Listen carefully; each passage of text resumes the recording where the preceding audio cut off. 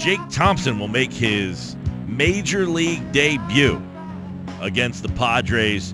97.3 ESPN. Phillies insider Frank Klose covers the Phillies very closely. Knows a lot about Jake Thompson. Going to get his take on what to anticipate from Jake Thompson as Frank joins us now here on the Sports Bastion Wednesday show. We talked about Nola going down and that it could be, the end of the season for him. They didn't make the move for Thompson then. Makinen announced after the game the other day that it will be Jake Thompson coming up. So their top pitching prospect, Frank, what kind of pitcher is he? What can Philly fans expect to see when he pitches against the Padres? I think he's going to be a good match for Citizens Bank Park and for the Phillies. He throws a lot of ground balls, which I think is going to be good in a ballpark. Now, I do think that a lot of the bandbox comments people make about Citizens Bank Park are a bit overblown. You notice that the home runs are way down since the steroid era ended. But I think he's going to be a good match. I think he kind of uses his pitches rather efficiently, and I think he's got a shot to go a little deep into some of these games. However, as we've been saying often, the pitch count and the innings limit although he's not really given an innings limit, he's coming up to the Phillies with almost 130 innings.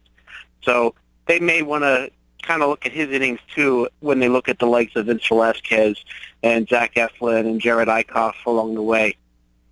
So is he a guy that you think this is it for? I mean, in terms he's up here to stay. Like he'll be in the rotation next year. I mean, he's going to be a top of the. Is he a top of the rotation guy? Is he a middle of the rotation guy?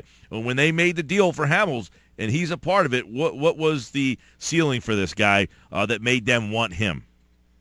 I'm not sure that he's going to be a top of the rotation starter.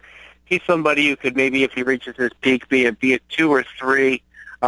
He's not the dominating, overbearing pitcher that you look at the likes of Vince Velasquez. I think he has a potential to be, but he does have the chance to be a really solid starter in a major league rotation. And the Phillies have done a good job loading up on those types of pitchers. I think somewhere down the line, when perhaps the 2018 free agency season, which we've talked about before, there's a lot of really good free agents coming. I wouldn't be shocked if the Phillies do add a big top of the rotation starter along the line, but he fits nicely in a rotation among the likes of Nola, who could be a good 2 or 3. Frank Klose is with us, and they got a lot of young pitching. They're stockpiling here: Eflin, Thompson, Nola, Eichhoff. And when you look back at that trade to see Eichhoff and now Thompson up here, you don't see too many times where a team gets that many pieces back that have actually made it to the big league level. And they've had other guys in that deal make it to the big league level. I mean, Asher got up here last year, but seeing Thompson get here, does that make that deal, when we look back about a year ago, does that make that deal a win for you? I think it's looking pretty good at this point. I mean, you never know I think you're going to have to still look down the road a little bit. I mean, Cole Hamels still is Cole Hamels. He's pitching very well for the Rangers. He's probably going to help lead them into the playoffs. But certainly you got to like the return. The fact that you can get, 3 major league rotation pieces potentially, if Asher does come around. Asher is still a bit of a prospect, and he really screwed himself, and he screwed the Phillies this year by getting that PED suspension. But it is possible that Eichhoff, Thompson, and Asher all contribute to a major league rotation, or maybe Asher finds himself in the bullpen. And that's not even to mention Jorge Alfaro and Thomas Eshelman. And his stock has been rising in the minor leagues. Excuse me, I'm mixing up my trades now. There's so many prospects to keep track of.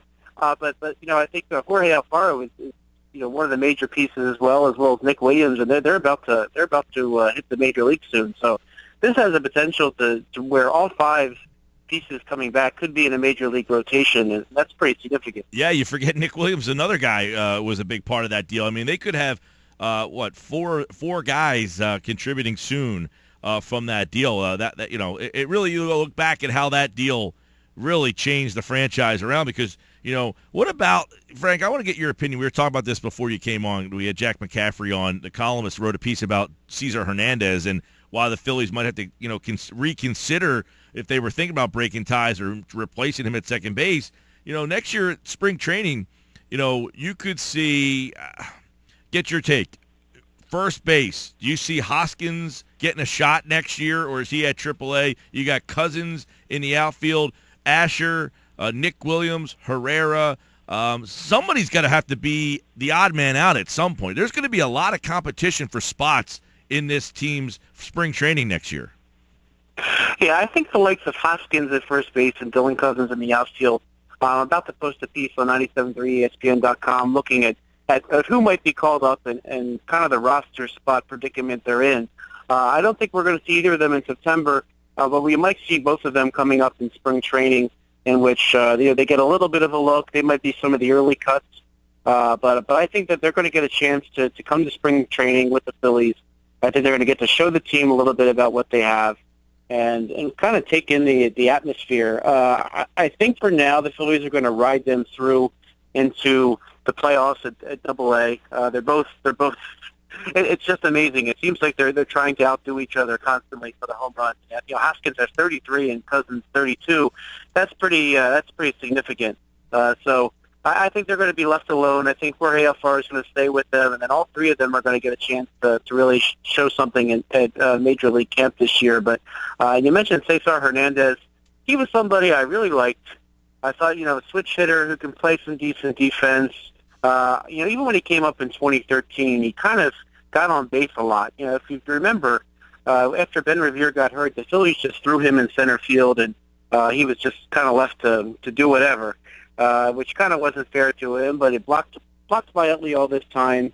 This season it looked like he was going to flame out. Now he's showing you something with his bat and getting on base, but there still are concerns with Hernandez about his base running ability. Every time we saw yesterday even getting thrown out to end the game.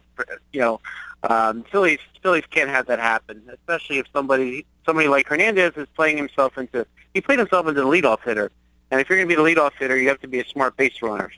There's no point in getting on base if you're just going to get yourself thrown out. So I think he's got room to grow there, but I think that he might be around next year. There's really nobody who's kind of come challenge Hernandez for the position. Yasmil Valentin, the son of former Red Sox John Valentin, he just got promoted to AAA. He looks pretty nice.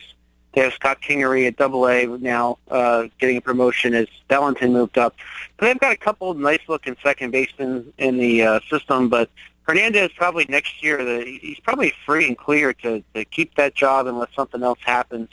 I think as we talked about before, it doesn't make sense to really add a lot of free agents until you know what's going on. But if after next year he doesn't look like he's the guy, he'll have a couple prospects kind of breathing down his neck, and we'll see where that goes. Yeah, there's going to be a lot of great competition in the second base spot with Galvis and I guess Hernandez. Are you assuming J.P. Crawford is the opening day shortstop next year? I think it's possible, and I think it's also possible that we don't see him this year. Looking at the 40-man roster spots, there really aren't. The Phillies are going to have to subtract the likes of 4 players if Crawford's going to come up now. Looking at the list, they need to find a spot for Nick Williams. I think Nick Williams is going to be the first bat that gets called up, so they're going to need to subtract somebody from the 40-man roster for Nick Williams. You're going to need to subtract somebody from the 40-man roster when Alec Asher is reactivated from his suspension. They're going to need to add a third catcher because that's usually what the team does. I don't think it's going to be Alfaro. I think it's going to be Andrew Knapp. So they have to add a roster spot for him, and Crawford could get squeezed. A lot remains to be seen, but Crawford is somebody who's not going to be eligible for the Rule 5 draft this offseason. So the Phillies can actually keep him off the 40-man roster, let him come into camp and win a starting job in camp. But if they wait, they'll be able to hang on to more players for the time being and kind of seeing where they go, because the Phillies do have some players coming off the 40-man roster at the end of the year, like Carlos Ruiz and Ryan Howard. But the ones that they're subtracting aren't necessarily going to cover everybody that needs to be added. So Crawford's an interesting one to watch. I think they're going to look at him through the rest of the season. One thing I think is not going to happen that's going to happen in Reading. You kind of look at your minor league affiliates and see if the players are going to kind of hang in there through the playoffs before they come in. I think now that Jake Thompson is subtracted from the Iron Pigs, I don't think they have much of a chance in the playoffs. So So it'd be really interesting to see. I mean, they might have to. I think the likes of Peter Bourjos have to be eliminated from the 40-man roster sooner than later, one way or another. Whether they release him or trade him for cash considerations, whatever they need to do. Right. But they have something there. Aaron Nola, I think if they officially shut him down, they can take him off the 40-man roster and put him on a 60-day DL. I would consider that. And they're still carrying Darren Ruff. I don't think Darren Ruff is. I think his time in Philadelphia is over. So if the Phillies are fooling themselves, or for some reason they want to bring him up in September, maybe they promised him he would be back in September. I don't know. I know they've made promises like that before to players. But Ruff, his time is probably up, and you're gonna have to. You might even have to swallow hard and try to sneak somebody through waivers that you kind of like.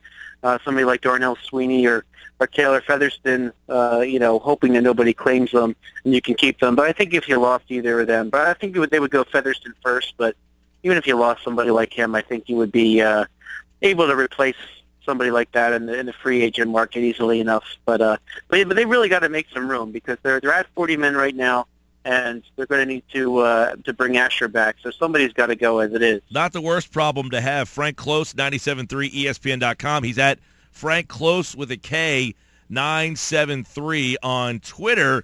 Let me ask you real quick, Frank, if you could.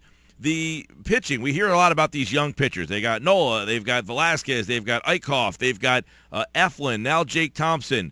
What else do they have behind those guys? Do they have more young pitchers that we just don't hear about because those five guys are just a cut above the rest, or is that really the five guys and then there's a steep drop-off? Well, Asher still has a chance to make it, as we said, and the other two names left are Ben Lively and Nick Pivetta. Both of them are pitching pretty well in the minor leagues. You've got Pivetta at AA Reading, and you've got Lively at AAA Lehigh Valley. Both of them are kind of the next rounds of starters that you could see. And I think we saw with Aaron Nola going down, you just can't take for granted that you're going to have too many arms. And it's kind of been the MO of Klentak and McPhail, just load up on as much pitching as you possibly can, and then kind of fill around with some bats later. And I think that's what they're doing here because, again, you never know. Aaron Nola, he pitched 3 starts ago. He looked great again. He looked like everything was fine. And then we saw 2 low-velocity starts, and the next thing you know, he's probably done for the year. So you can't take it for granted, so stock up.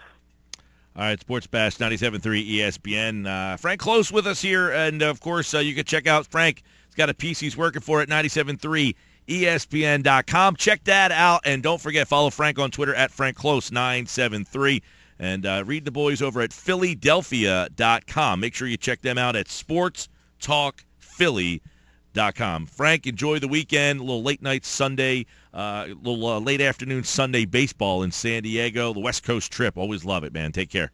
So thanks, Mike. Have a good weekend.